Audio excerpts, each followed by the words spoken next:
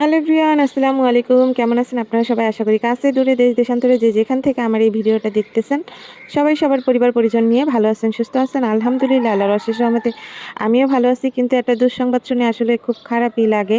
তো আমরা সবাই জানি যে বাপ্পি ভাইয়ের মা তিশা আপুর শাশুড়ি নাজমা আন্টি মারা গেছে। তো আজকে 4 দিন হয়ে গেছে।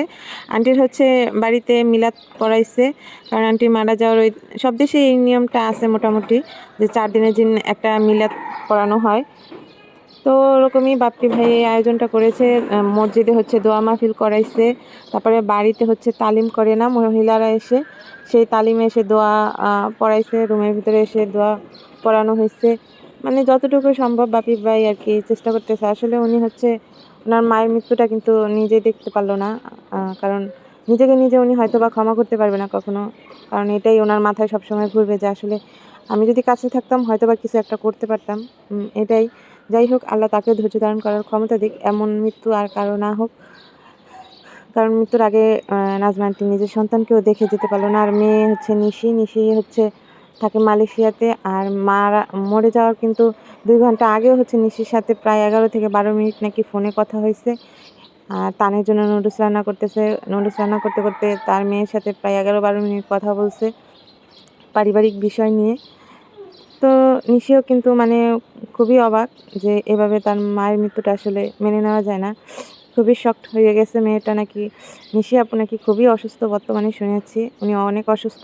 অসুস্থ থাকাটাই মানে এটাই অবস্থা, যেটা সেটা তো অসুস্থ থাকবেই। কারণ এক তো হচ্ছে দূরে, তারপরে একমাত্র তার মাই ছিল তার আপনজন। একটা মেয়ের কাছে তার মাই সবথেকে বেশি আপনজন থাকে।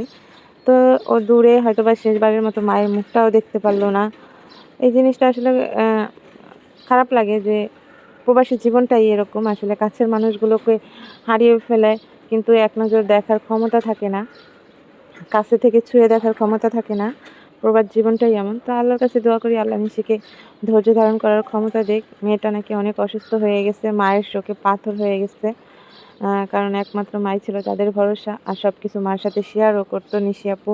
দেখতাম তার মাকে যে মালয়েশিয়া নিয়ে গেছিলো তখন মাকে খুব কেয়ার করতো। তারপরে হচ্ছে মাকে সব কিছু বলতো। আর মায়ের পছন্দের সব জিনিসই তাকে দিত। মায়ের জন্য গত মাসে এসে বাংলাদেশে এসে বেড়াইয়া গেল। মায়ের সাথে অনেকটা কাটানোর মুহূর্ত আছে। আসলে স্মৃতিময় মুহূর্তগুলো আসলে ভোলা যায় না। যাই হোক, সবার জন্য দোয়া। সন্তান যেহেতু, মা যেহেতু, আর বাবা অনেক আগেই মারা গেছে, তাদের মাই ছিল একমাত্র। এখন মাও মারা গেল।